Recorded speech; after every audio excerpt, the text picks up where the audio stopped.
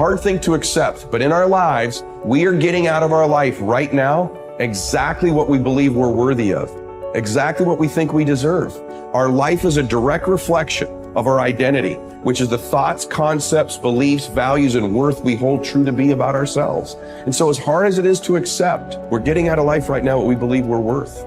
Your growth is the only limit to your happiness. If you're not happy, you're not growing in some area. And usually it's a place where you're blaming, you're pointing the finger, but you can't control that. You can't make it not happen. What you have to do is become stronger than any of it so you're free. Freedom comes from growth. Freedom does not come from control. Then you would have to ask yourself, who do I want to be when I open my eyes? Now, the act of answering that question is going to turn on your frontal lobe, and the frontal lobe has connections to all other parts of the brain.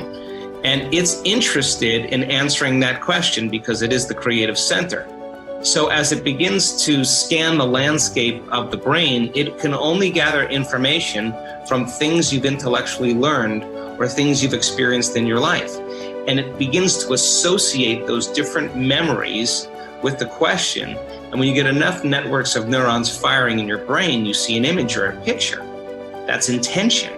And then as you begin to live and rehearse who you're going to be, you begin to do that exact same thing. You begin to install neurological hardware in your brain.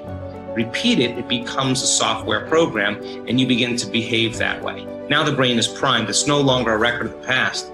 It's a map to the future. Now the person can feel the emotions of their future. You're going to see a person move into a different state of being, and they are going to have all kinds of biological changes. Your perception of your world is what controls your genes. And if you're not feeling well, the issue is you don't have to change your biology, you just have to change your perception. And this will then give you your power back. And this is what we have to recognize. We're not victims of biology, we are masters of our biology. Everything that is required depends on you. Having the mindset that regardless of anything that is around you, that is surrounding you, that is trying to drag you down, you must have the mindset. You must be strong.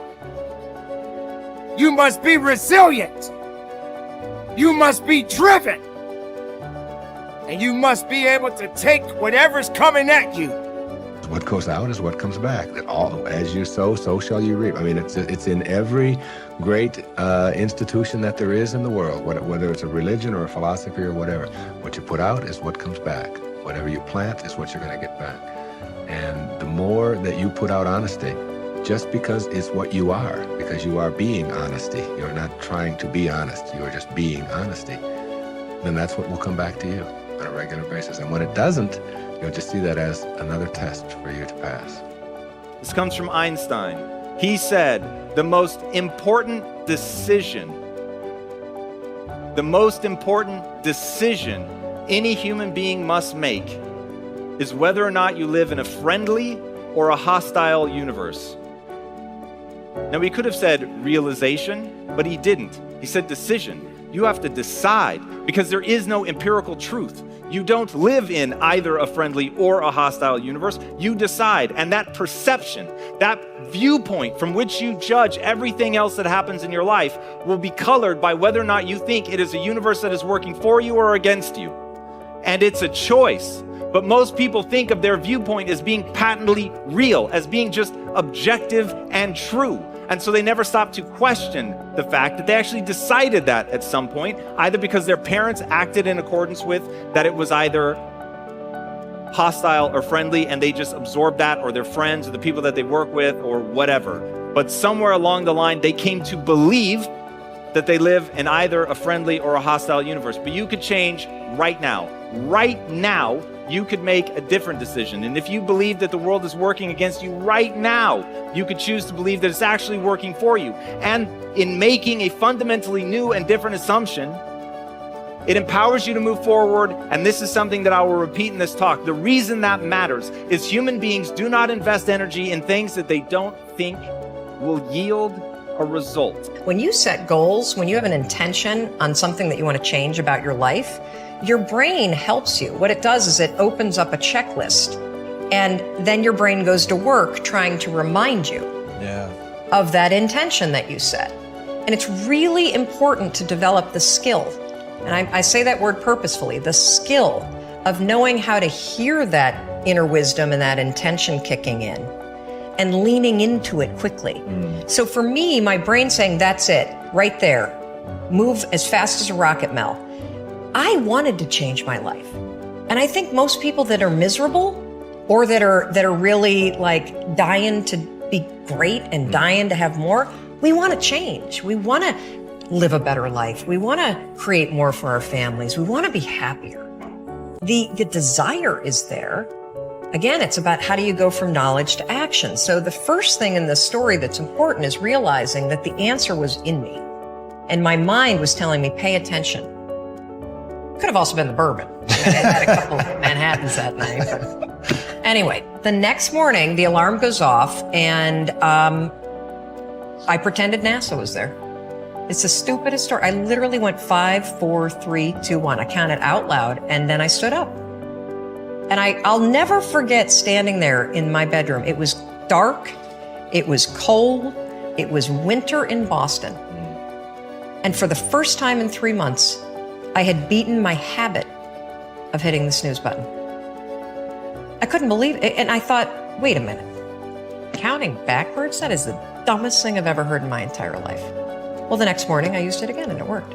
The next morning I used it again and it worked. The next morning I used it again and it worked.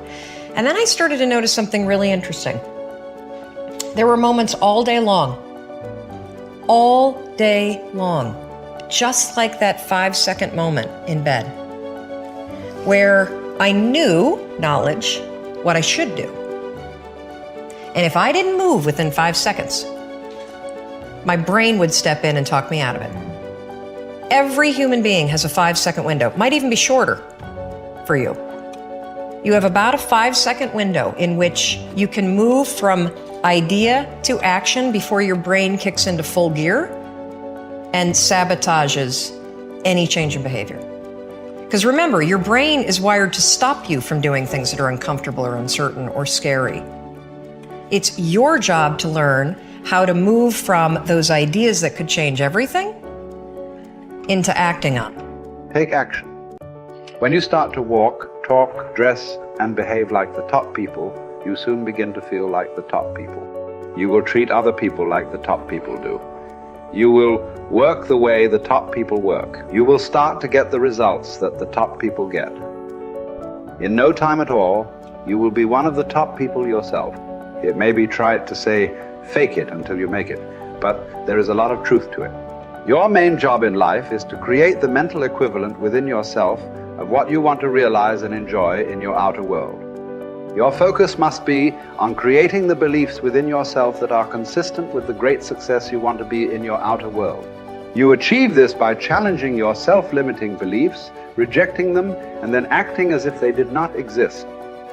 You reinforce the development of new life-enhancing beliefs by increasing your knowledge and skills in your field to the point where you feel equal to any demand or challenge.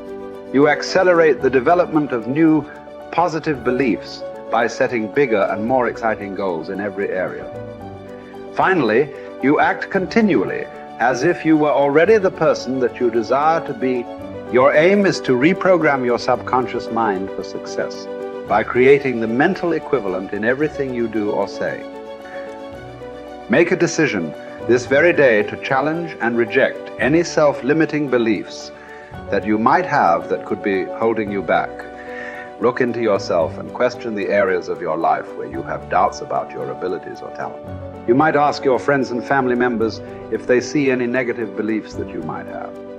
Often, they will be aware of negative self-limiting beliefs you have that you are not aware of yourself. In every case, once you have identified these negative beliefs, ask yourself, what if the opposite were true? What if you had the ability to be extraordinarily successful in an area where you currently doubt yourself? What if you had been programmed from infancy with genius ability in a particular area? For example, What if you had within you right now the ability to earn and keep all the money you could ever want throughout your life?